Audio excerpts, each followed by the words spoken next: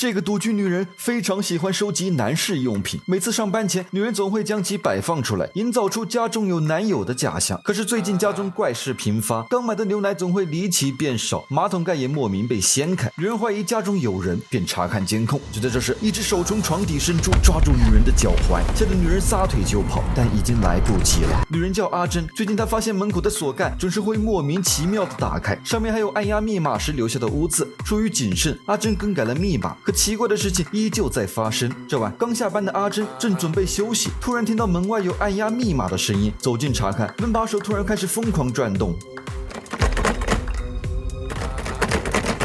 阿珍害怕的捂住嘴，不敢发出一点声响。过了一会儿，没了动静，阿珍壮着胆打开门，结果走廊里空无一人，只在门口发现一个刚熄灭的烟头。被吓坏的她报警求助，可警察以为她没事找事，就以无法立案搪塞了她。阿珍没有办法，只好回床继续休息。可就在她刚进入梦乡不久，一个陌生男人从床底爬了出来，紧接着用迷药捂住阿珍的口鼻。不一会儿，阿珍便昏睡了过去。眼看已经得手，男人开始肆无忌惮起来，刷起了牙，洗起了澡，再将一切痕迹处理干净后，他赤裸全身爬上床，抱着阿珍沉沉的睡去。第二天，男人早已没了踪迹，而起床后的阿珍感觉浑身乏累，头痛欲绝。他以为最近太过劳累，就没当回事，便匆忙的去上班了。可到公司后，竟遇到一个变态客户，我们暂且叫他老王。他想要和阿珍约会，但惨遭拒绝。气不过的老王开始高声辱骂，幸亏科长小帅及时赶到，化解了危机，赶走了他。谁曾想老王怀恨在心，竟在公司楼下围堵阿珍。又是小帅开车路过，及时出手赶走了变态，救下了他。回到家的阿珍以为这样漫长的一天终于要过去时，门外传来急促的敲门声。上前查看，发现又是小帅。原来阿珍走得太急，将钱包落在小帅车里，就当是特意来返还钱包。为表达感谢，阿珍邀请小帅进入房间。突然阿珍似乎想到了什么，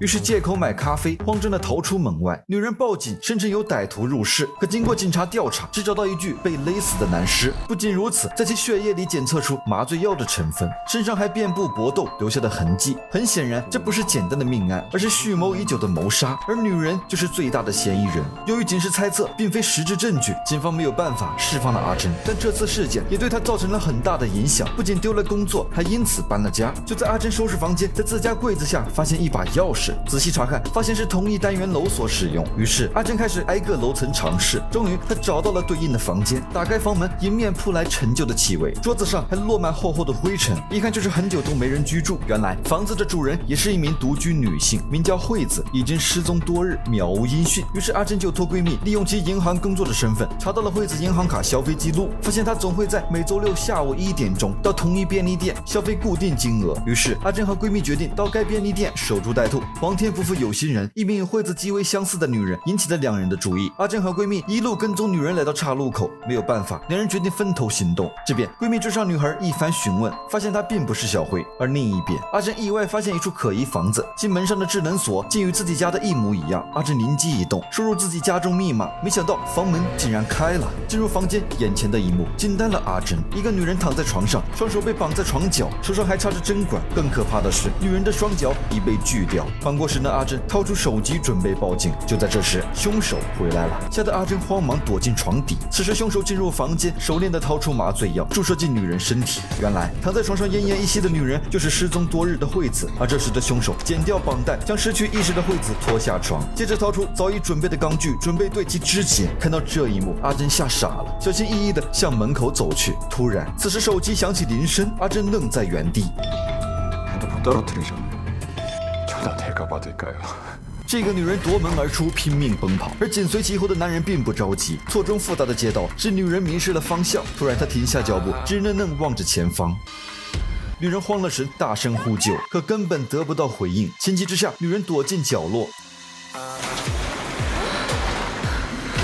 此时的女人已然绝望，静待着死神的审判。突然，一辆推车冲了出来，撞到了男人。最后一道身影杀出，与男人展开搏斗。定睛一看，是闺蜜，可她毕竟是女生，很快便落了下风。幸好此刻警车从前方路过，闺蜜大声呼救，两人才捡回一条命。男人看见这一幕，慌忙逃离。警察赶到，迅速封锁现场，最终在天台找到已被肢解的惠子。男人的手段之残忍，令人发指。而在尸体旁还发现一张名片，这张名片是阿珍给变态老王的，不知为何会出现在这儿。于是是警方迅速锁定老王，连夜审讯。被传唤的老王看见尸体照片，十分激动，极力否认自己是杀人巨尸的凶手。而警察从头到尾都没有提过凶手使用什么工具进行肢解，那他又是怎么知晓的呢？老王对此解释道，自己是个木匠，凭借自己多年的经验，得知只有钢锯才会对尸体造成这样的切面。而警察对此并不认同，现场所有线索的方向都直指老王，只要 DNA 检测没有问题，就可以批捕结案。而对于阿珍来说，可算松了口气，终于可以开始新的生活。可事情并没有结束，这天阿珍收到匿名包裹，打开后里面是内部遗落在男人家的手机，随即有人向手机发送了很多阿珍熟睡时的照片。阿珍惊恐万分，突然这时闺蜜打了视频，阿珍急忙接起，结果视频那头并没有出现闺蜜，而是出现一个包裹严实的男子进入了厕所。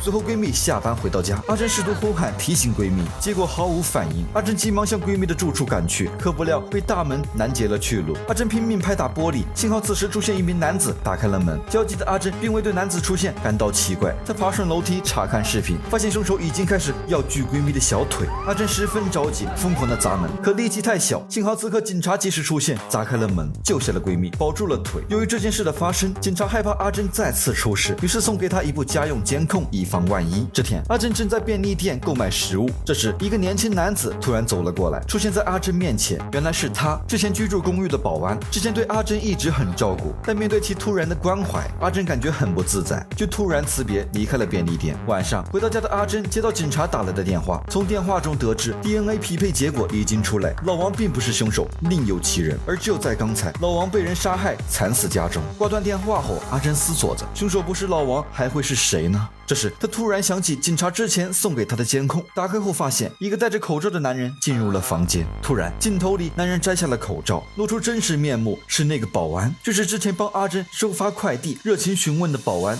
最吓人的还在后面，镜头里凶手钻进了床底藏了起来。此时此刻阿珍的双脚颤抖着，直直地僵在原地。就在这时，一只手从床底伸了出来，抓住他的脚踝。阿珍撒腿就跑，可为时已晚。醒过来的阿珍已被凶手注射了麻醉剂，全身疲软无力。他威胁阿珍要是逃跑就砍断他的手脚，可一向柔弱的阿珍此时也不知从哪里迸发的能量，超级方面的注射器刺伤了凶手，逃出房间。此时警察也根据阿珍手机坐标找到了这里，但面对残暴的凶手，警察很快便落了下风，领了盒饭。这时凶手将阿珍按倒在地，举起斧子便要将阿珍的手砍下来。还好阿珍眼疾手快，狠狠按压凶手的伤口，瞬间使其疼痛难忍，一下没注意到脑后的钢针，下一秒